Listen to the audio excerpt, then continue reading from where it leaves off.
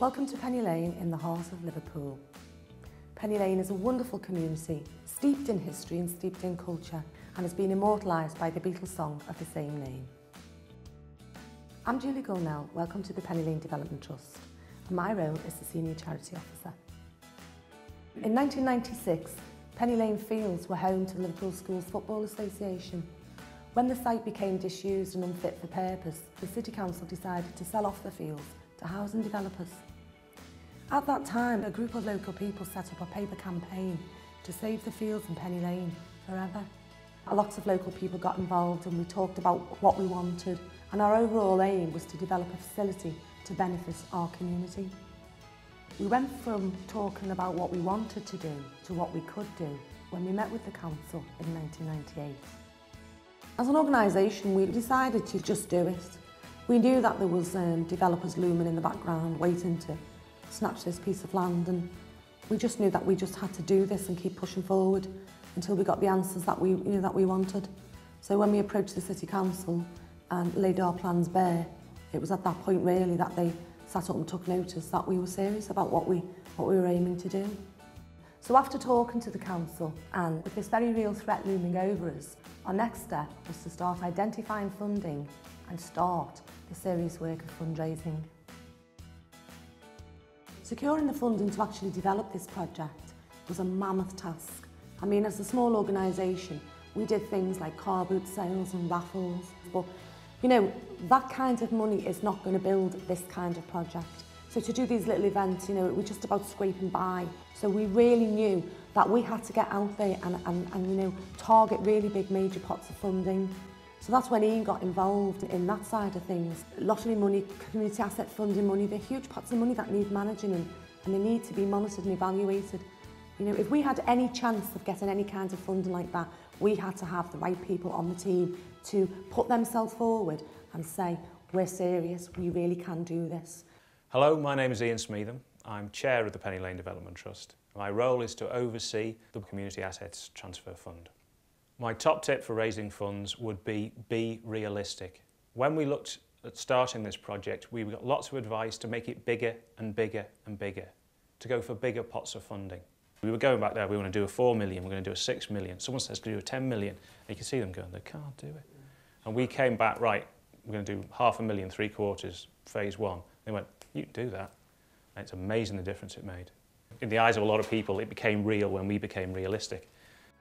Penny Lane Development Trust has really strong links with the local council. We have a local councillor who sits on our board, Colin Eldridge, has been an absolutely integral support to the success of getting this project completed on time. My name's Colin Eldridge. I'm a City Councillor representing Penny Lane. A working relationship between the City Council and the Trust has been key to delivering the whole project.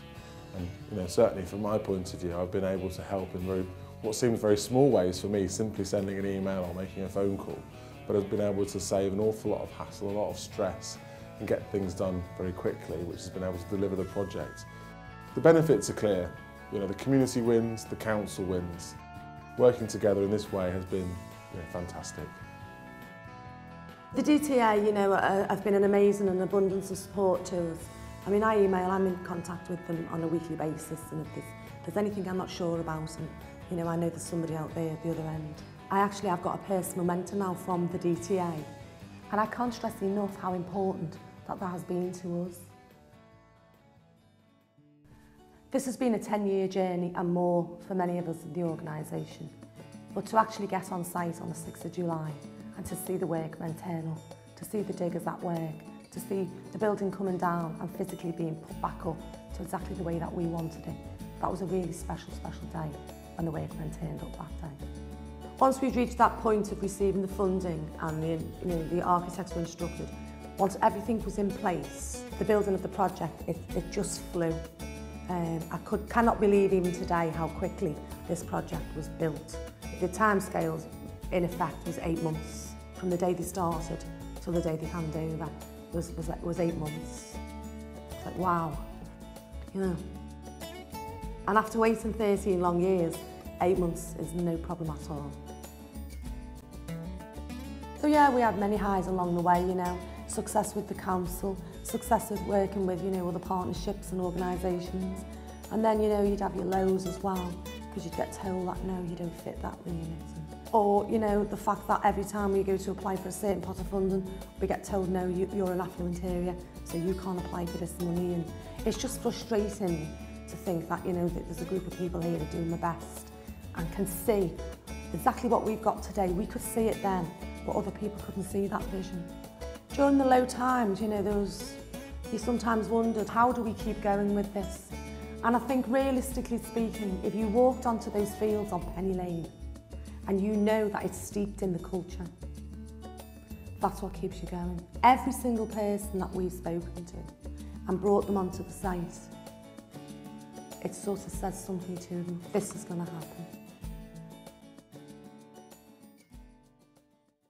When the workmen down tools and left in their wake this beautiful building, I personally was just lost for words.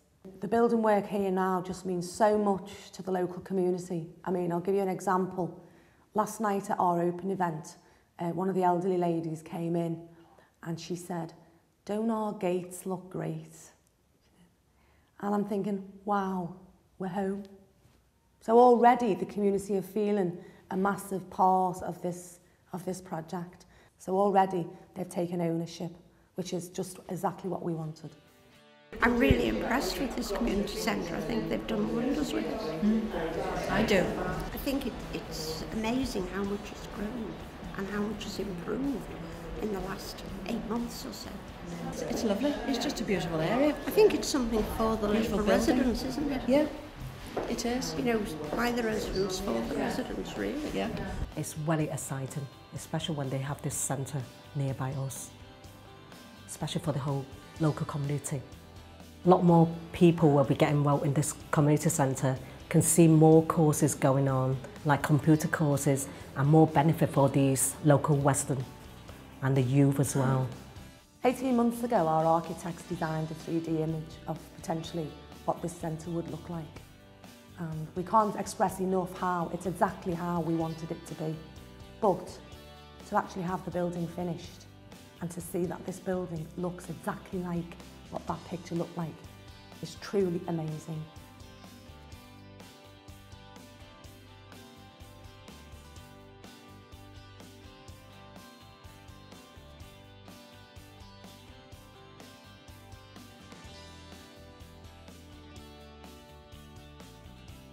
Well, after our fantastic journey, the Penny Lane Development Trust is in a really strong position to support other organisations going through the same process, to hold consultation sessions around social enterprise and community involvement. We're now looking to lead by example and demonstrate best practice to other organisations. And we've already had somebody get in touch with us to ask us, can you give me some advice about where do I start? If you come back in 5 years' time, I think that we'll still be here working away. We'll potentially have the second phase of the development built and up and running. And I think realistically, we will have attracted a great deal of attention from the media, but from the local community, I think that, you know, we will be able to support, encourage participation, to signpost, to get more people involved, to increase social capital within the local community, and certainly have improved our community to become more sustainable.